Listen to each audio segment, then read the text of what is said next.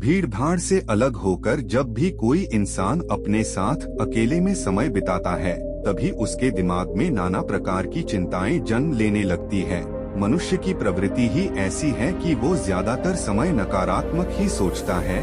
अपने लक्ष्य को कैसे प्राप्त किया जाए, ये सोचने की जगह है। वो ये सोचता है कि अगर लक्ष्य पूरा नहीं हुआ तो मैं क्या करूँगा, और इस प्रकार की नकारात्मक विचारधारा के कारण जीवन परांत डर डर कर जीता रहता है। अगर पूरी बुद्धिमानी और सजगता के साथ इस डर को समझाना जाए तो यही डर इंसान के पतन का कारण बनता है। ऐसा मनुष्य जो खुद पर संजय करता है, खुद पर संदेह करता है, भला वो कैसे सफल हो सकता है। एक समय की बात है, एक छोटे से गांव में एक युवक था जिसका नाम आर्यन था। वह अकेले रहने का आनंद लेता था। एक दिन उसने अपने दोस्तों को बुलाकर अपनी कहानी साझा की।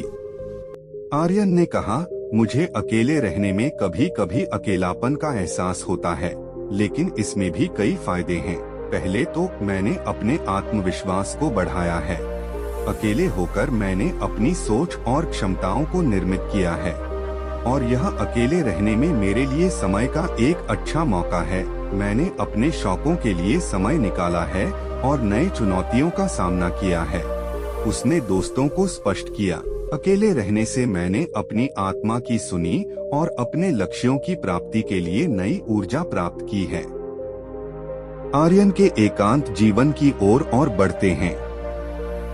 जब आर्यन ने अपने अकेले जीवन को जारी रखा तो उसने आत्मदर्शन का आनंद प्राप्त किया। अकेले रहने ने उसको उसकी रुचियों का अन्वेषण करने की स्वतंत्रता दी। बिना किसी बाह्य प्रभाव के उसने अपनी कला और संगीत में कौशल को सुधारने के लिए समय समर्पित किया।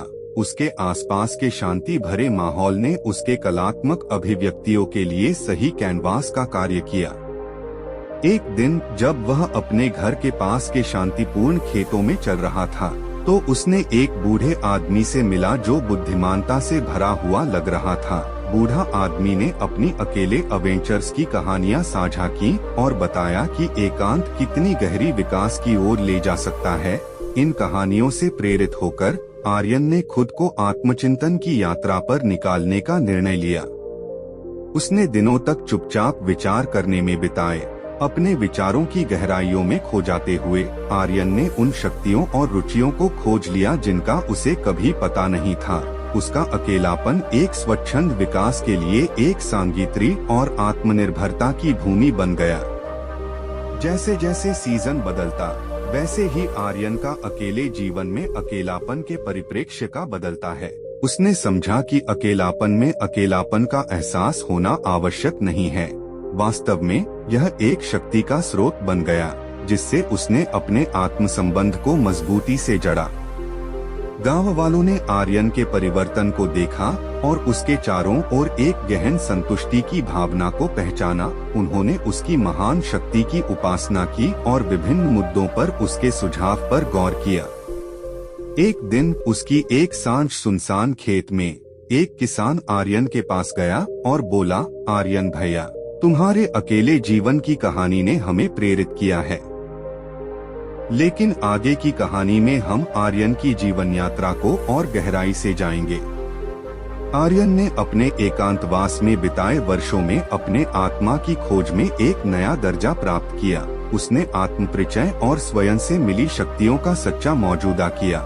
इस बारे में वह कहता है, मेरा अकेलापन मेरे अंदर के गहराइयों में जाने का एक मंच प्रदान करता है। वह अपने आसपास की प्राकृतिक सौंदर्य से जुड़ा रहा जिससे उसका सानेहा और भी विकसित हुआ। उसने गांव वालों को पूर्ववर्ती जीवन के प्रति जागरूक किया और एक सामर्थ्यपूर्ण और सुरक्षित समाज की दिशा में मार्गदर्शन किया। उसका समर्थन बढ़ता गया और वह अपनी संदेश पहुंचाने के लिए अधिक विस्तार में गया। आर्यन की कहानी विचारशीलता की ओर बढ़ा और उसने स्वयं को अद्वितीयता और स्वयं निर्भरता का मंच बनाया। समय के साथ आर्यन का प्रभाव उसके गांव के बाहर भी पहुंच गया। उसकी शिक्षाओं ने शहरों तक पहुंचकर समाज के दृष्टिकोण को बदल दिया। अधिक लोग अब एकांत को एक विकास का माध्यम मानने लगे थे। आर्यन की कहानी ने उत्साहित किया कि कभी कभी अपने दिल की शांति में ही सबसे गहरा अनुभव होता है। उसने कहा, अकेलापन का मतलब यह नहीं है कि आप अकेला महसूस करें, बल्कि यह आपको अपनी शक्तियों और संभावनाओं की खोज करने का एक मौका देता है। इस तरह आर्यन की एकांत जीवन की कहानी, जो पहले एक व्यक्तिगत चयन के रूप में थी, समाज के सोचने के तरीके को पुनर्निर्मित करने वाले सांस्कृतिक आंदोलन में रूपांतरित हो गई। एक युवा आदमी ने अपने आत्मज्ञान की खोज में जाकर एक समृद्धि के समृद्ध समाज की रूपरेखा बना दी।